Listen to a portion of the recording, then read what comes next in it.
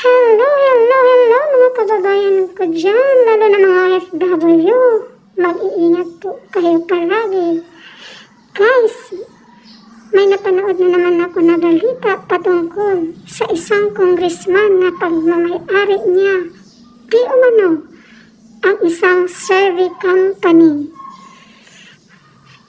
Sabi ni Attorney Panilo, bago natin yan bigyan ng reaksyon, panoorin muna natin ang video. Alright, intro muna tayo guys. 1,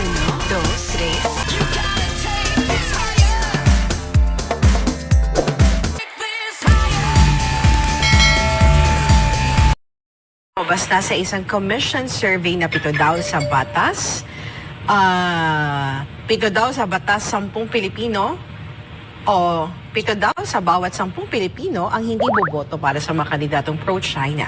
73% ang nagsasabi na will not support o yung pro-China candidates sa may 2025 elections. 5% ang nagsabing will support pro-China candidates, habang 23% ang nagsasabing cannot say whether or not they will support pro-China candidates. Nanguna naman, Attorney Sal, ang Amerika na most trusted partner ng Pilipinas para sa national development na may 79%. So naman yung Japan may 50%. Pero ayon sa kolumnistang si former Senator Kate Tatad, Attorney Sal, nakakabahala ang naturang survey dahil hindi ipinaliwanag kung ano yung term na pro-China. Bukod dyan, tila inaaasa daw niya ng mga Pilipino ang ating kinabukasan sa mga banyaga, China man o Amerika. Dapat anya, suportahan natin ang pro-Pilipino. Bakit nga ba meron tayong pa-survey whether you're pro-China candidate or pro-America? Why is there a need for that kind of survey? Sino ba nag-survey niyan? Ano bang... Kaya check anong... Anong agency? Okta? Ang Okta Research may natuklasan ako. Uy, ano yun? Yung palang nagmamayari niyan eh. Isang miyembro ng Kongreso. Which reminds me of something. Kailangan sabihin ko ito, kaibigan ko ito ha. Kaibigan to ng Duterte. Hindi ko alam na ito palang si Alan Velasco. O Alan, makinig ka. Matagal na palang congressman ito na nandiyan pala mula pa ng eleksyon. Dating speaker natin, dating malapit na malapit kay Inday Sara, malapit kay Presidente Duterte. Hindi umiimik, 3 taon na. Binabanatan si VP Sara, si Presidente Duterte, tahimik na tahimik. And I was even shocked to learn last night from another mutual friend na ano pala siya kung kongresista at nagmamay-ari ng isang survey. He owns Okta? Hindi ko alam kung yung isang yun. Basta Or meron his siyang, part owner? meron siyang pag-aari. But anyway, hindi. Okay na yung pag-aari ng survey. Kung hindi yung pagtahimik niya, I was shocked. Eh, mabuti pa si Congressman Richard Gomez. Eh, hindi naman to close sa mga Duterte. Pero tingnan mo, nanandigan siya. Sino nga yung nagpo-programa dito? Isa pa? Na babae? Na walang natahimik na. What was her name? Party list rep? I forgot which one you're referring. Ay, wala. Kinalimutan mo na kagad. O, yung isa si Migs. Oh. Ayun, isa rin yun. Pero yung isa, party list natin, nagpo-programa dito eh. Kung talaga, oh. Talaga ko magkaibigan kayo doon. I'm friends to all enemies tonight. Pero alam mo, Attorney Sal, that tells us of the character of that. So, ayan naman pala.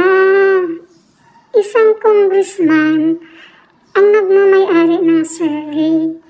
Kaya yung survey na galing sa kanila, di na yan dapat paniwalaan. Lalo pat yung mga survey nila na halos true BBM na mga doon sa side ni Nagba. Kaya calling kung Alan V. Kaibigan mo pala si Inday Sara, mga Duterte. Ba't katahimik?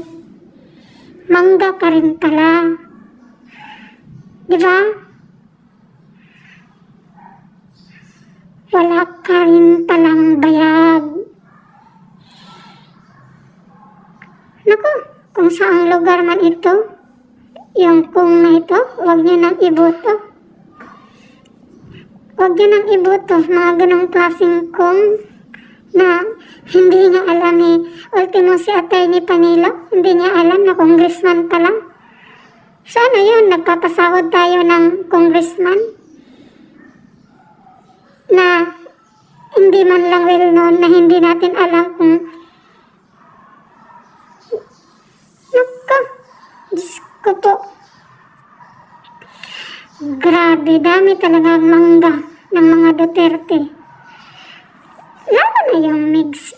Guys, naku, yung mix na yan, di naman talaga yan iboboto ng mga taga Davao. Kung hindi rin sa mga Duterte. Kasi nga, yung bruha na yan, nagpataas yun ng kamay ni Inday Sara. Ito naman si Inday Sara, ayun, tinaas din. Di ba? Kaya, ayun. Kasi, alam niyo, yung mga Duterte, sobrang lambot ng puso. Ang dali-dali lang nila makalimot sa mga pangyayari. Kasi, yung father ni Migs na yun, kalaban kaya yan ni Tatay Digong sa politika. Grabing paninira niyan dati. Araw-araw. Balita yan ng radyo. Radyo pa kasi nung sa amin. Kaya yun. Tapos ayan, itinaas ni Inday. Siguro nga, yung mga taga-Davao din. Kasi nga, tinaas siya ni Inday. Ayun, tinulungan din. Diba? Grabe yung papa niya magbatikos dati, guys. Kaliwat kanan. Back in front. Kung makabatikos. Tsera na lang. Sumalangit na nga yung kaluluwa niya. Kasi, yun, pinirmahan na ng wati. Kung sa Bisaya, pag gipirmahan na siya sa wati. Kaya, ayun. Pero at least, bago siya, kinuha, nag-public apology siya kay Pangulong Duterte. Ang sabi nga niya, maging loyal siya sa mga Duterte. Pati yung mga anak niya. Pero anong ginawa ng mga anak niya ngayon? Talaga lang ha, kinakalaban niya si Duterte. Yung papa niya nga na puro takbo-takbo dati. Hindi niya kahit isang beses hindi nanalo. Kaya, Migs, baka yung papa mo mapanaginipan mo. Nako, malilintikan ka nun. Kasi nga, di ba sabi niya, maging loyal kayo, pamilya ngayon. Ngayong araw na ito, maging loyal na kami sa pamilya ni Duterte.